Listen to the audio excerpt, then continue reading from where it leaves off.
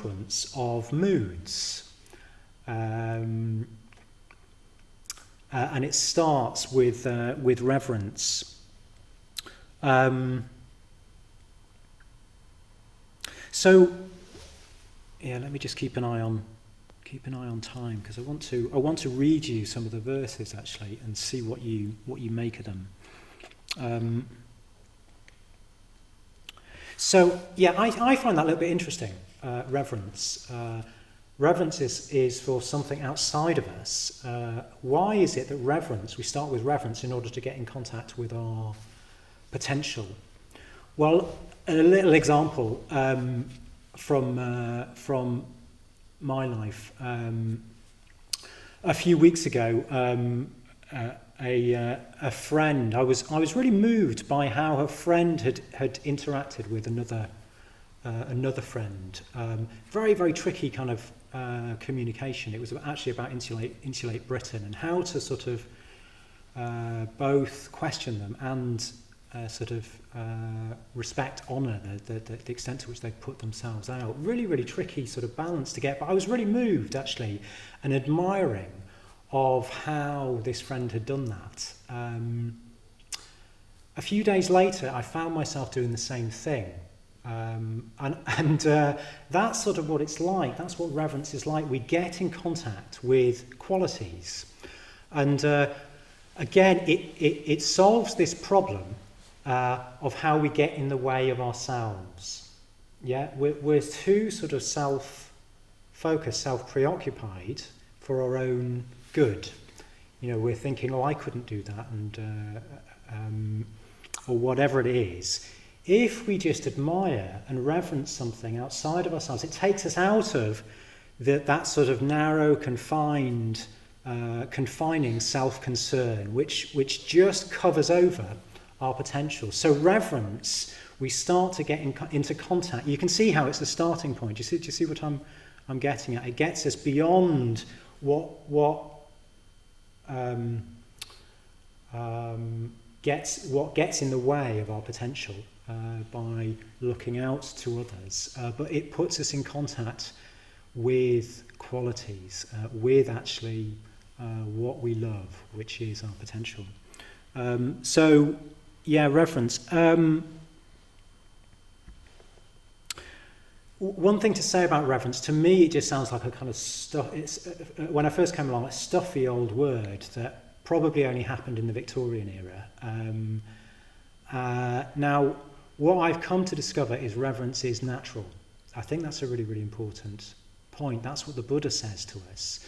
So it's not to be contained within a particular way of a particular mannerism or anything like that. It's a kind of natural human response. Tennyson says, we needs must love the highest when we meet it. It's a natural response. Reverence is a natural response, but it gets covered over. I was very sort of alienated from it. We've got this kind of egalitarian sort of worldview, haven't we, where nobody's sort of better than me. And I think personally, actually, I was probably very comparative with other people. If they were better than me, I'd sort of compare and think, oh God, I'm not as good as that. And you know, that whole self-preoccupied habit pattern just impeded this natural response of kind of admiration and reverence. If that happens for you, that's fine. But just be aware that that's sort of impeding. Just be kind to it, but sort of bring humour to that.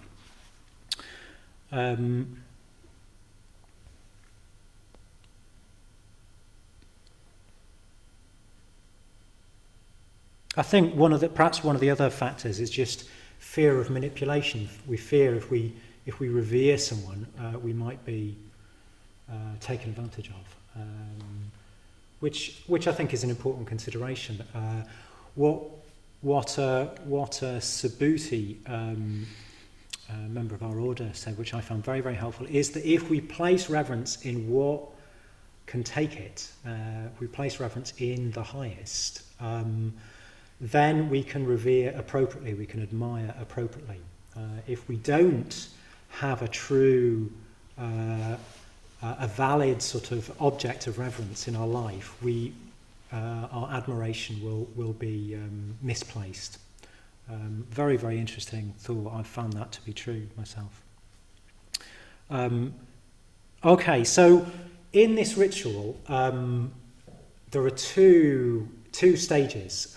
So the first one is often called worship or puja. The second one is called salutation. So I'm going to read you those verses and see what you make of them. I thought we'd just sort of explore it a little bit, and then we'll do a bit of ritual with these poetic verses and see what comes out. So yeah, the distinction between the two, Sangha, the founder of our movement, my teacher, he talks of this first one. The key point is sort of taking delight. We're just sort of taking delight. That's the point with the first step. We're not actually thinking, I'm over here, he's over there, she's over there, whatever. We're just coming into contact with and being delighted and expressing our delight in value. Yeah, that's all we're doing. And then the second one, we're actually starting to, salutation, we're starting to acknowledge our relationship to the object of reverence, which is that we're seeing it as above ourselves, beyond ourselves in some sort of way. So that's the just to show the distinction between these two sections. As I say, I just want to read you them, and we'll just explore what comes out of that. Perhaps on Zoom, you can write in the chat box, and Benay can say.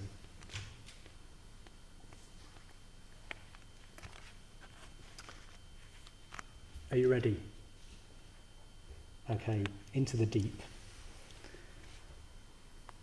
With Mandarava, blue lotus and jasmine, with all flowers pleasing and fragrant, and with garlands skillfully woven, I pay honour to the princes of the sages, so worthy of veneration.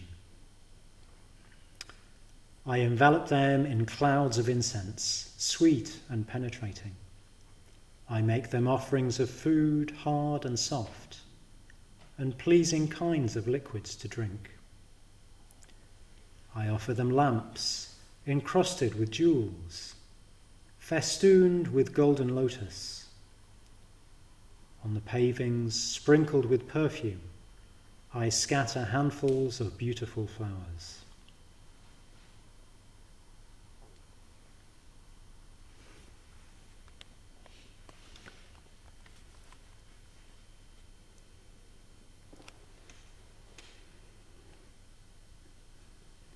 So those are the first verses. That's the worship section. Would anyone care to just share how that's touched them or affected them? What does it evoke for you? Or even if it's just switched you off, what's been your experience?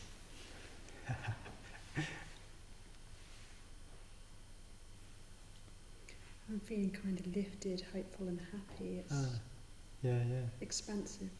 Yeah, great. Lifted, hopeful, happy and expansive. Yeah, great. Yeah. Did you notice anything in particular that contributed to that in what you encountered? I think there's just an aspect of, I think today, for instance, I've been so in my own head of me. Yeah. I just feel that the whole verses were just, it's lifted me away from that. It's taken my attention from that and seen something much more bigger, like you said before. Yeah, wonderful. Something much more bigger. Yeah, great. Sounds like a good start.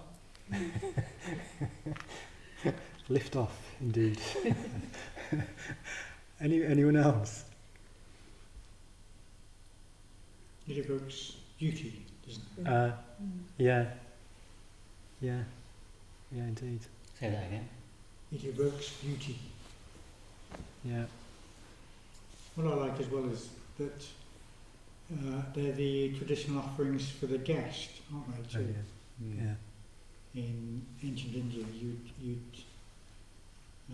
provide those things for somebody who was important to you. Yeah. Guest. Yeah. You've read the book before, haven't you? Probably. Yeah. So it covers the traditional the seven. I think there's 7 of them, aren't there? 7 traditional gifts that you give the guest. So it's got this metaphor. It's drawing on this metaphor, this symbol of hospitality, welcoming the guest. And in Indian language, the guest is atiti, which means like untimely, unexpected. So that's the sort of the spirit of this, that something unexpected is turned up, inconveniencing us, the small us, in our own sort of I'll organise, I'm in charge sort of thing. So it takes us sort of beyond ourselves in a certain way. And the guest, of course, being our potential, being the Buddha, which of course the Buddha, in the time of the Buddha, did do. He would turn up. So that's what it's sort of drawing on. It's very beautiful, rich sort of symbolism. A little bit unusual for us as Westerners, perhaps, that whole thing of the untimely guest. Yeah. Anything else? There are a few comments from Zoom. Great. Yeah.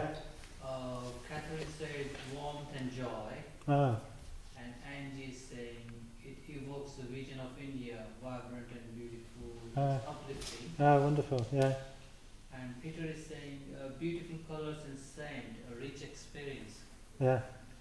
Wonderful. Great. Thank you. You know the untimeliness. Oh yeah. Reminds me of when I went to India. If you turned up at 3 a.m, they were delighted to see you. Yeah. And we had some Indian order members visiting ours that didn't get here until 2 a.m. And I know somebody said, these are English people, said, you won't guess what time they came. Like it was inconvenient. Yeah. They had to get up. Yeah. But just such a contrast. Yeah. Yeah, it's a deep part of their culture, their values, isn't it? I guess you mentioned beauty, didn't you? And that's what sort of struck me, that beauty. Very interesting. That one interpretation of beauty is that it's seeing something for its own sake. We start to see something for its own sake. That's what the philosopher Kant, says is going on in beauty. So it's this movement out of, we manage to move out of the sort of orbit, the gravitational pull of self-interest. In doing that, we start to awaken to beauty. Beauty sort of accompanies us, if you like. So beauty is a sort of important part of a sort of bedfellow, if that's not too crude, image of worship. Is anyone really? Did anyone struggle? Did anyone go, God, blimey, didn't get any of that? Please do say, because that is a valid experience as well. Yeah. No. Okay, Julie. Well, let's move on. But I'm really struck by your kind of sensitivity. I'm really glad I read it. It's sort of it's giving me more understanding, I suppose, of the verses themselves and the effect of them. but that sense of uplift and expanse is the starting point.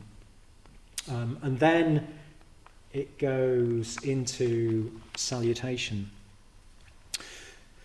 So here we go. As many atoms as there are in the 1,000 million worlds, so many times I make reverent salutation to all the Buddhas of the 3 eras, to the Siddharma, and to the excellent community. I pay homage to all the shrines and places in which the Bodhisattvas have been. I make profound obeisance to the teachers and those to whom respectful salutation is due.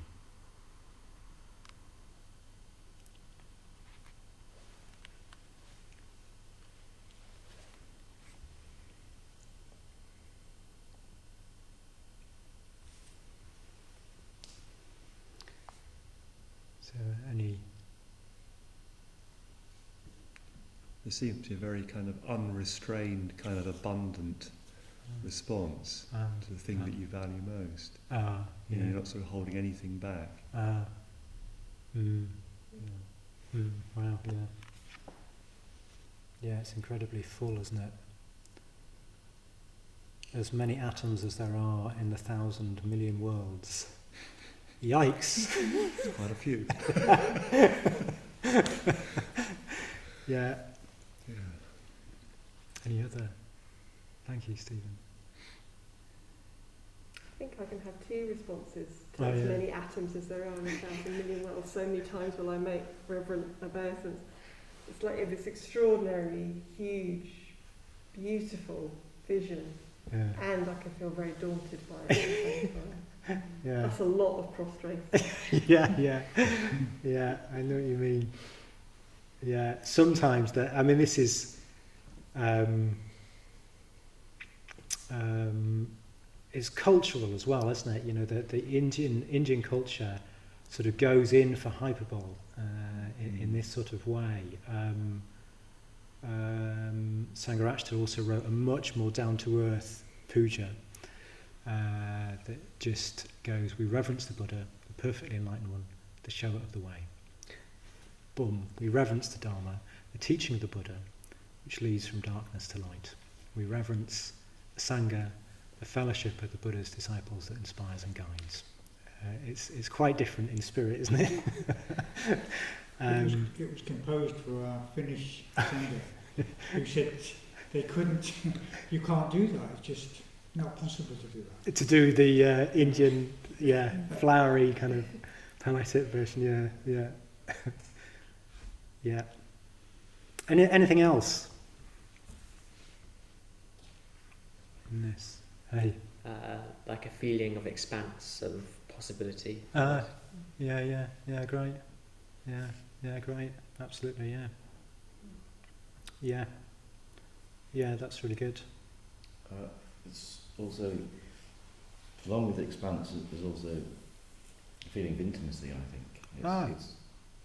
There's a real connection between the person saying, I do these things, and the objects. Oh, yeah. And also in the first one, that intimacy was there as well. Yeah. I felt. Yeah, really interesting. Yeah, no, I see what you mean. Yeah, in a way this is as intimate as it can get, isn't it? It's what's most deeply important to us. And it's really interesting you say that, Josh, because I think there is something very intimate that goes on. It's both in a puja, in a ritual. I can even feel slightly sort of shy, actually, going up to the shrine sometimes and sort of making an offering. I feel like I'm sharing something quite personal, deeply personal. And there can be this extraordinary sort of atmosphere whereby what's most important to you can feel, actually, because you get more sensitized that it's what's most important to other people. It's quite extraordinary sort of experience, actually. A sort of transcendence of individuality and collectivity can start to happen. Yeah. Is there anything from Zoom? Darren is saying this section feels like a willing duty. A willing duty, right, okay. That's a lovely, combination. Willing, duty, yeah. That's the only comment, yeah, of course. Yeah, great. It's interesting, isn't it? If you remember your first offering. Oh yeah. Well, if you haven't done one yet.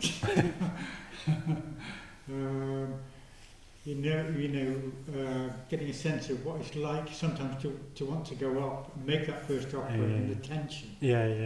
You know, it was such a big thing for me. Was that? Yeah. Getting up out of my place and going up. You know. Yeah. And then being a bit concerned about would I do it the right way, and it didn't matter. Yeah. Thanks, that's true. We'll be doing a bit of offerings actually. So, yeah. Yes, Vinay. Colin wrote, so Buddha said to reverence the dharma and not so much the teachers. Do we need to exercise caring about groupthink? Yeah, well, that's what I was touching on. This point about